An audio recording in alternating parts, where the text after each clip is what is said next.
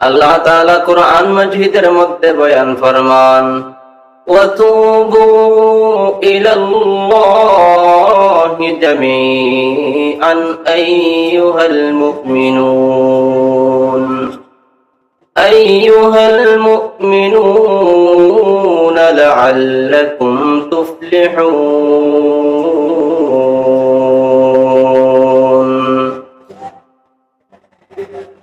হে ঈমানদারগণ, তোমরা সকলে আল্লাহর কাছে তওবা করেন, তখন অবশ্যই আল্লাহ তাআলা আমাদেরকে তোমাদেরকে কামিয়াবি দান করবেন।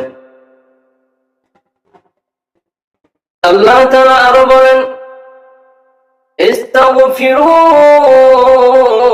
রাব্বাকুম সুম্মা তুবু ইলাইহি। আল্লাহর কাছে সর্বপ্রথমে ইস্তিগফার করবেন, গুনাহ মাফ চাইবেন, এরপরে আল্লাহর কাছে তওবা করবেন। যদি সর্বপ্রথমে ইস্তিগফার করেন, এরপরে তওবা করেন, তাহলে আল্লাহ তাআলা অবশ্যই তওবা কবুল করবেন। তওবা গ্রহণযোগ্য হওয়ার জন্য কয়েকটি শর্ত আছে। সেই শর্ত যদি আপনার ভিতরে পাওয়া যায়, তাহলে অবশ্যই আপনার তওবা কবুল করবেন।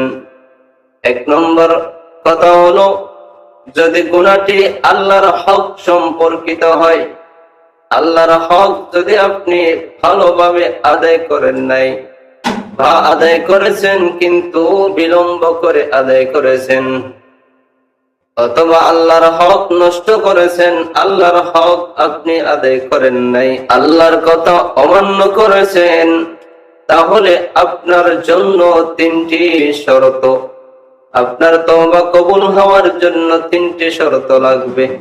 এক নম্বর শর্ত হলো গুনাহ থেকে বিরত থাকতে হবে।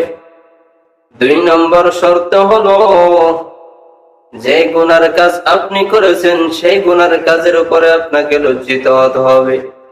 তিন নম্বর শর্ত হলো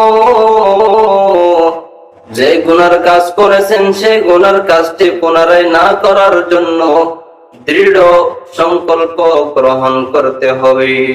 গুনার কাজটি কোন ব্যক্তির সম্পর্কিত হয়, কোন ব্যক্তি সম্পর্কিত হয়, যেমন কোন ব্যক্তির হক নষ্ট করেছেন, কোন ব্যক্তির সম্পর্কে মিথ্যা অপবাদ দিয়েছেন, যদি সেরকম হয় তাহলে আপনাকে ওই তিনটি শর্তের সাথে আরো একটি শর্ত যোগ করতে হবে।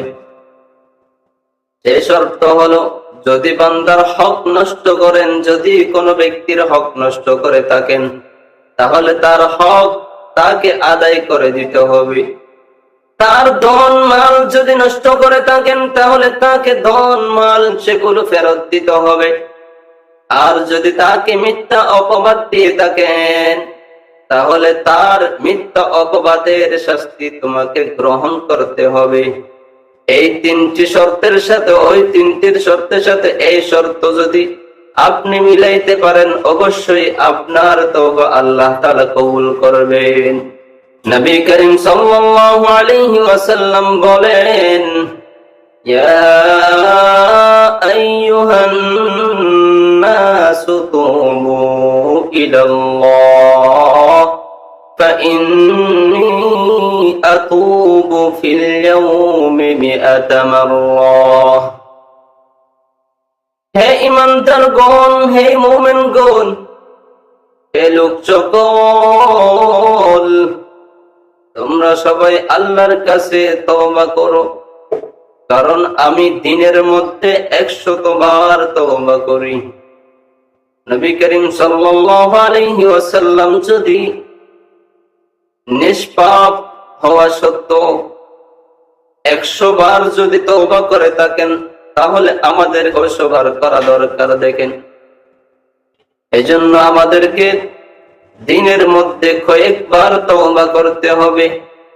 যদি আমরা তওবা করি, গুনার কাজ থেকে যদি তওবা করি, আল্লাহ তাআলা অবশ্যই আমাদেরকে কাছে ডেকে নিয়ে যাবেন। আল্লাহ অবশ্যই আমাদেরকে রহম করবেন। আল্লাহ অবশ্যই আমাদেরকে শান্তিতে রাখবেন। এজন্য তওবা করতে হবে। তওবার মাধ্যমে আল্লাহ তাআলা আমাদেরকে শান্তিতে বসবাস করাবে।